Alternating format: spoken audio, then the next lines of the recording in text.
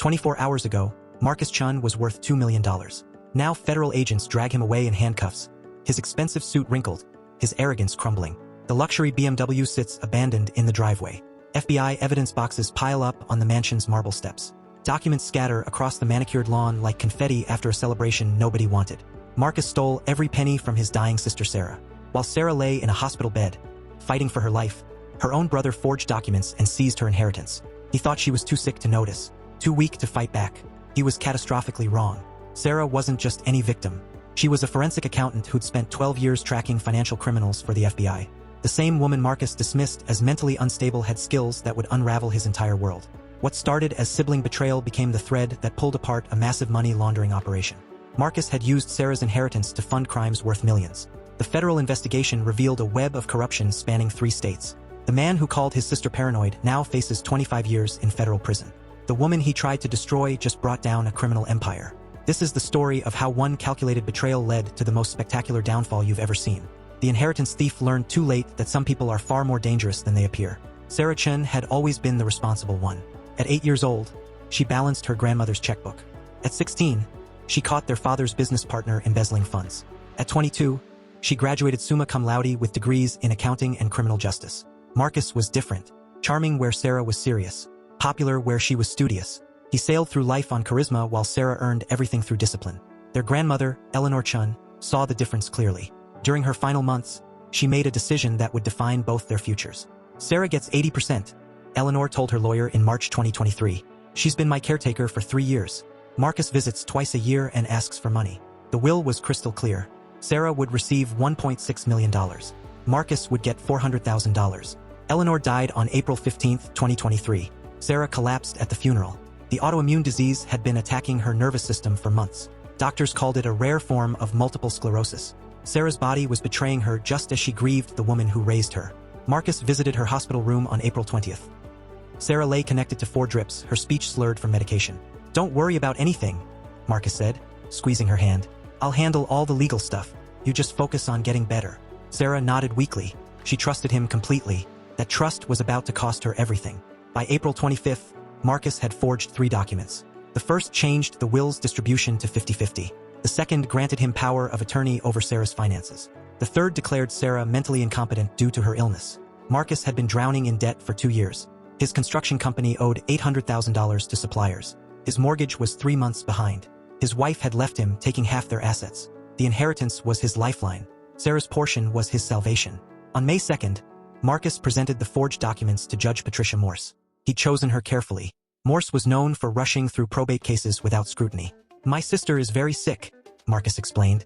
"The doctors say her condition affects her judgment. I need to protect her interests." Marcus had paid $10,000 to Dr. William Hayes, a disgraced physician who'd lost his license for insurance fraud. Hayes provided a fake psychiatric evaluation declaring Sarah unable to make financial decisions. Judge Morse approved the transfer without questioning the documents. She never contacted Sarah or her medical team. On May 8th, $2 million transferred to Marcus's accounts. Sarah was still in the hospital, fighting for her ability to walk. The betrayal went deeper than money. Marcus had spent their childhood protecting Sarah from bullies. When she was 12 and kids mocked her thick glasses, Marcus confronted them. When she struggled socially, he included her in his friend group. "You're my little sister," he'd said countless times. "I'll always have your back." Those words echoed in Sarah's mind as she discovered the truth 3 months later. The hospital billing department called on August 15th. Sarah's experimental treatment costs $180,000. Insurance would cover 60%. She needed to pay the remainder. "I'll use my inheritance," Sarah told the billing coordinator. "What inheritance?" the woman asked. "Your account shows no recent deposits." Sarah's hands trembled as she called the estate attorney. The lawyer's words felt like physical blows. "The will shows Marcus as the primary beneficiary. You received nothing." Sarah hung up and stared at the legal documents she'd requested. Her grandmother's signature looked different. The witness names were unfamiliar. The notary stamp was from a company that didn't exist. Everything was fake. That evening, Marcus called. His voice was smooth, practiced. "Hey sis, how are you feeling?" "Marcus, there's something wrong with the will." Silence. Then, "What do you mean?" "The inheritance says you got everything. That's not what Grandma wanted." "Sarah, you're confused. The medication is affecting your memory. Grandma changed her mind before she died. She was worried about your condition." "No, that's not true. I was there when you were very sick. Sometimes people think they remember things that didn't happen." The gaslighting had begun. Over the following weeks, Marcus systematically destroyed Sarah's confidence. He told their mutual friends that Sarah was having episodes. He contacted her doctors, claiming she was becoming paranoid and delusional. "She's accusing me of stealing money that was legally left to me," he told Dr. Morrison, Sarah's neurologist. "I'm worried about her mental state." Dr. Morrison began questioning Sarah's grip on reality. Nurses started treating her differently. Friends stopped visiting. Marcus had isolated her perfectly. Meanwhile, he was living like a king. The construction company's debts disappeared overnight. He bought a $800,000 house in the exclusive Oakwood Hills neighborhood. A Tesla Model S appeared in his driveway. Sarah watched from her studio apartment, unable to afford her medications. The woman who'd once tracked down financial criminals for the FBI now questioned her own memories. The woman who'd never lost a case now felt powerless against her own brother. She had no idea that her greatest strength was about to become Marcus's worst nightmare. Sarah's forensic accounting skills lay dormant, suppressed by grief and illness. Soon, they would awaken with devastating precision. The inheritance thief had stolen from the wrong person. He just didn't know it yet. Sarah stared at the eviction notice. 30 days to pay $2,400 in back rent or lose her apartment. Her hands shook as she dialed Marcus's number. "I need help," she whispered when he answered. "Sarah, we've talked about this. You're not thinking clearly. The inheritance money. I know Grandma left me something." Marcus's sigh was audible. "You're having another episode. Remember what Dr. Morrison said about stress affecting your memory?" Sarah's chest tightened. Had Dr. Morrison said that? The past few months blurred together in a fog of medications and doctor visits. "I remember signing papers," she pressed. "At the hospital. You signed papers giving me permission to handle things. You begged me to take care of everything because you were too sick." Did she beg him? Sarah's mind felt like quicksand. Every memory she grasped slipped away. "I can't pay rent, Marcus. I can't afford my medications." "That's because you're not managing your money properly. Mental illness affects judgment. That's why I'm protecting you." Sarah hung up and stared at the wall. Was she losing her mind? Dr. Morrison had been treating Sarah for 6 months. When Marcus called requesting a consultation, the doctor agreed immediately. "I'm concerned about my sister's mental state," Marcus said during their October meeting. "She's making wild accusations about money that doesn't exist." "Has she shown other signs of paranoia?" Dr. Morrison asked. "She claims our grandmother left her millions. She says I forged documents. Yesterday she accused the mailman of stealing her mail." Sarah had never accused the mailman of anything. The lie rolled off Marcus's tongue with practiced ease. "The disease can affect cognitive function," Dr. Morrison explained. "Combined with her medications, it's not uncommon to see confusion and paranoid thoughts." Marcus nodded gravely. "Should I be worried about her living alone? I'll adjust her medication. Maybe we should discuss assisted living options." Sarah's world crumbled during her next appointment. Dr. Morrison's tone had changed. He spoke slower, louder, as if she were a child. "Sarah, your brother is concerned about your financial management. Sometimes illness can make us believe things that aren't real." "I'm not crazy," Sarah said firmly. "No one said you were crazy. These are symptoms of your condition. Your brother loves you. He's trying to help." Sarah left the office feeling smaller than ever. Even her doctor thought she was delusional. Marcus's campaign was methodical. He called Sarah's college roommate, Jessica. "I'm worried about Sarah," he said. "She's been making strange accusations. Her illness is affecting her mind." Jessica had noticed changes in Sarah. She seemed withdrawn, paranoid about money. When Jessica offered to help with bills, Sarah snapped. "You think I'm poor? You think I can't take care of myself? I didn't mean. Everyone thinks I'm crazy. Even you." Jessica stopped calling. Another relationship Marcus had poisoned. He repeated the process with Sarah's cousin Linda, her former co-worker Rachel, and her neighbor Mrs. Patterson. Each conversation was carefully crafted. "Sarah's not herself lately. The doctors say her condition affects her thinking. She might call you with strange stories about money. Don't take it seriously." Soon, Sarah's support network had evaporated. People who'd known her for years now whispered about her mental decline. The isolation was suffocating. Sarah spent days alone in her apartment, too proud to ask for help that wouldn't come anyway. Bills piled up on her kitchen table. The electricity company demanded $340. The pharmacy wanted $180 for medications. Her student loan payment was overdue. Sarah spread the papers across her floor, trying to make sense of the numbers. Her grandmother's inheritance would have covered everything. Where had the money gone? She called the probate court on November 3rd. "I need information about Eleanor Chen's estate," she told the clerk. "Are you a beneficiary?" "I'm her granddaughter, Sarah Chen." Papers rustled. "I show Marcus Chen as the primary beneficiary. You're not listed." Sarah's heart stopped. "That's impossible. Can you read me the will?" "I can't discuss details over the phone. You'll need to come in person with identification." Sarah took 2 buses to the courthouse. The clerk, a tired-looking woman named Betty, pulled the file reluctantly. "Here's the will," Betty said, sliding papers across the counter. Sarah read the document with growing horror. It gave Marcus everything. The signature looked like her grandmother's, though something felt off about the loops and curves. "This is wrong," Sarah said. "My grandmother would never."